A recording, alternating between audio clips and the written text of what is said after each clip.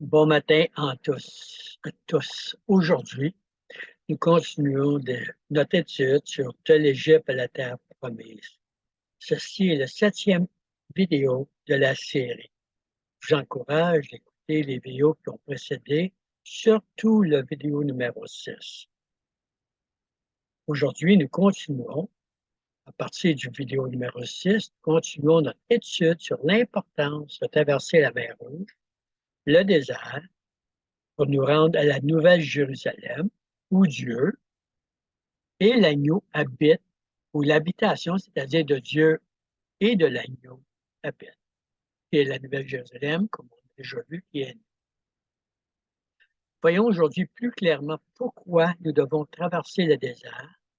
Et il y a deux raisons principales.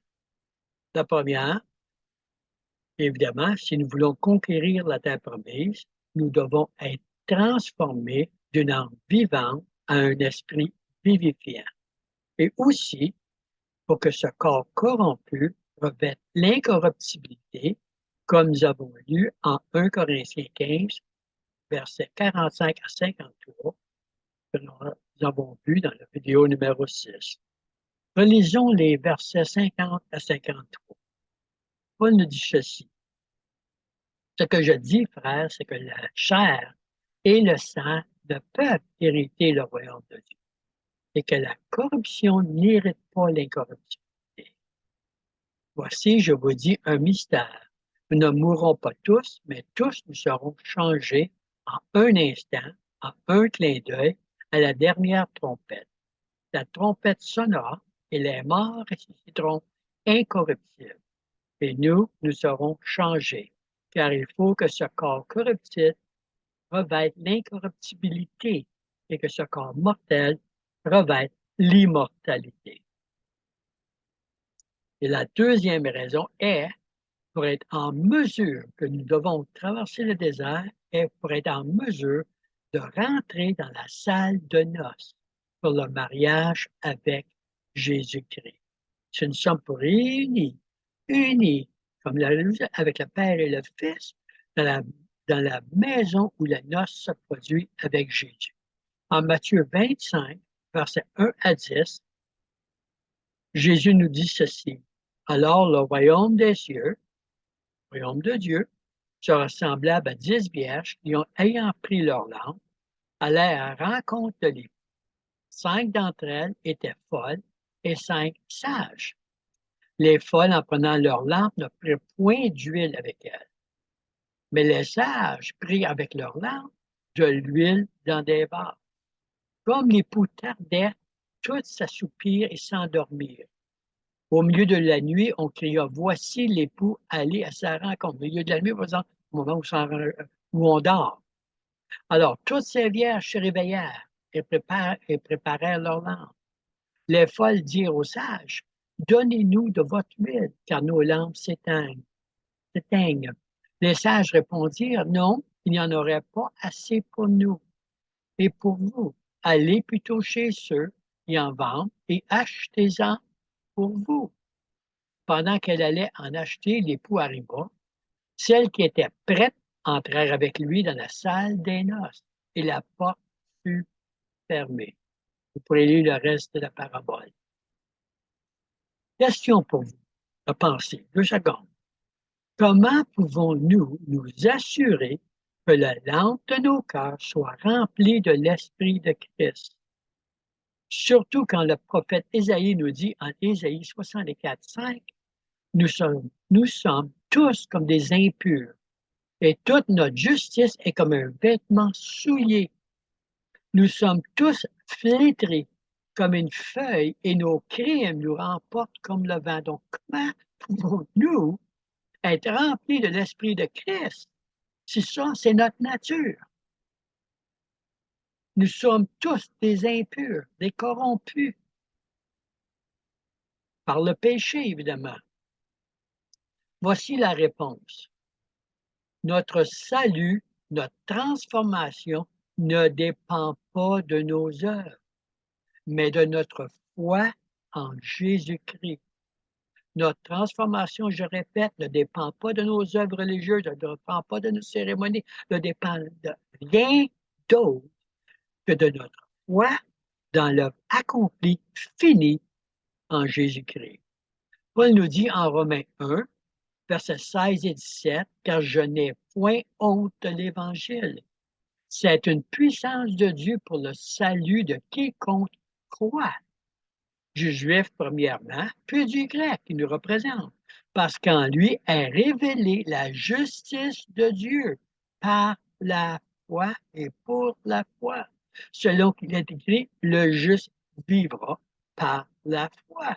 Et encore en Galates 3, Paul nous dit encore au verset 10 à 11, « Car tous ceux qui s'attachent aux œuvres de la loi sont sous la malédiction. Car il est écrit, maudit est quiconque n'observe pas tout ce qui est écrit dans le livre de la loi et ne le met pas en pratique. Et que nul ne soit justifié devant Dieu par la loi, cela est évident, Paul nous dit, puisqu'il est dit, le juste vivra par la foi, encore une fois. Et encore en Hébreux 10, Paul nous dit au verset 38-39, « Et mon juste vivra par la foi. » Est-ce qu'on comprend que d'être justifié devant Dieu est une chose de foi et non d'œuvre, de la chair? Mais s'il se retire, écoutez-moi bien maintenant, mon âme ne prend pas plaisir en lui. Nous ne sommes pas de ceux qui se retirent pour se perdre, mais de ceux qui ont la foi pour sauver leur âme. Voyez-vous, c'est notre foi dans le travail fini de Christ qui nous transforme. Et voilà pourquoi nous devons mettre le bois dans l'eau. C'est-à-dire, comme Paul en Galates 2:20, ce n'est plus moi qui vis, c'est Christ qui vit en moi. Et la vie que je vis maintenant, je la vis dans la foi dans le Fils de Dieu, qui m'a aimé et qui est mort pour moi.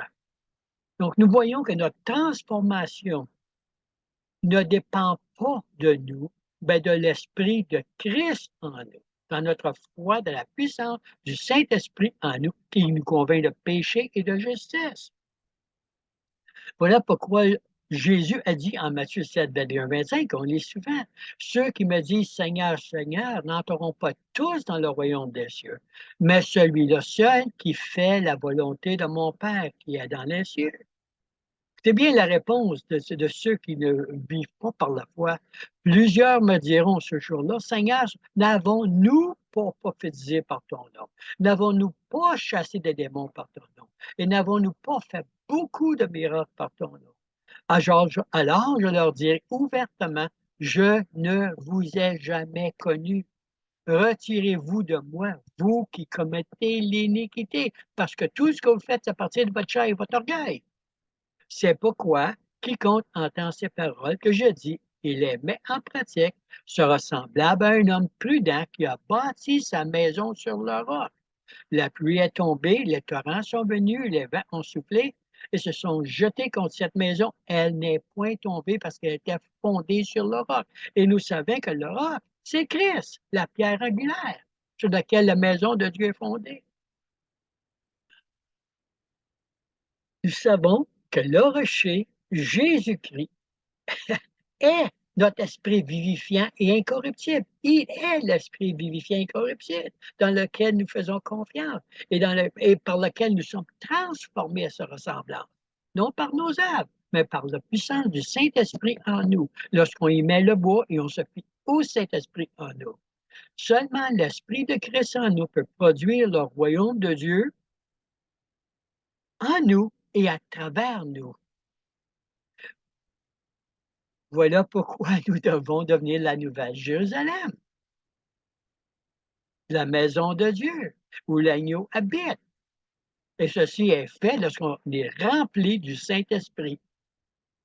Il faut traverser le désert où Dieu grandit notre foi. Voilà pourquoi le désert. Nous allons voir en traversant le désert que Dieu lui-même grandit notre foi en lui parce qu'il élimine de notre vie toute prétention, toute œuvre de la chair, pour nous amener à nous reposer dans son travail fini.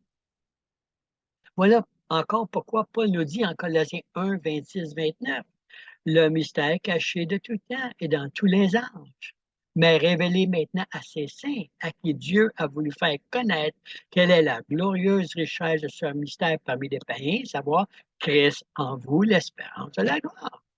C'est lui que nous annonçons, exhortant tout homme et instruisant tout homme en toute sagesse, afin de présenter à Dieu tout homme devenu parfait en Christ.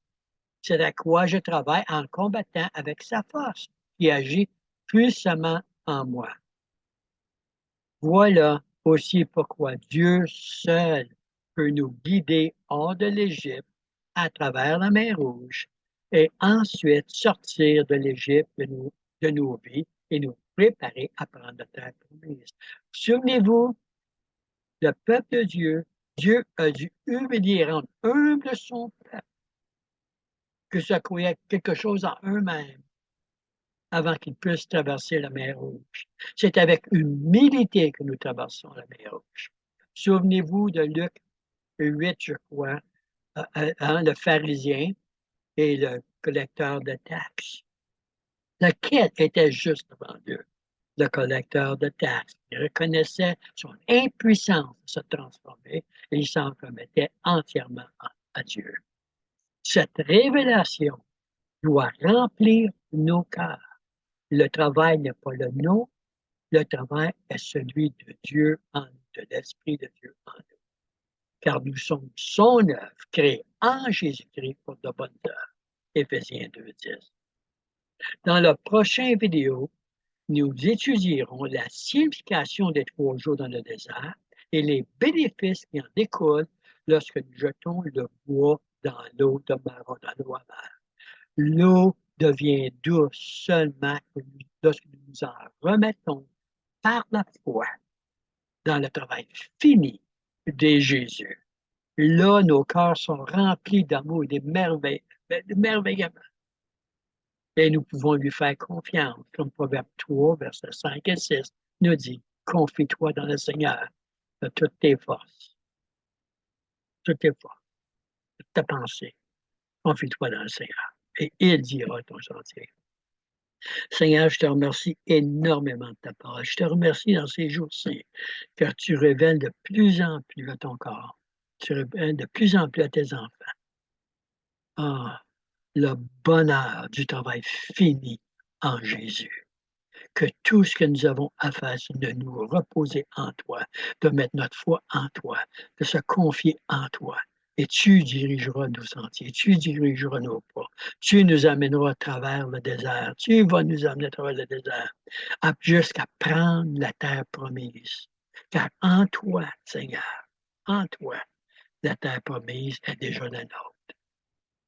Seigneur, aide-nous à grandir, à mûrir en sagesse et en vérité à travers le désert pour prendre ce que nous avons déjà en Jésus. Merci Seigneur. Sois glorifié dans nos vies. Amen et Amen. Pensez à ce que j'ai dit. Passez une belle journée. Il y a beaucoup de matière. Mais apprenez à vous confier dans l'Éternel. Faites confiance à l'Esprit de Jésus en vous. Faites confiance à l'Esprit de Dieu en vous. Faites confiance au Saint-Esprit en vous. Faites-lui confiance. Cessez de faire confiance et d'écouter les charlatans qui tentent de vous contrôler par les œuvres de la chair. Passez une belle journée.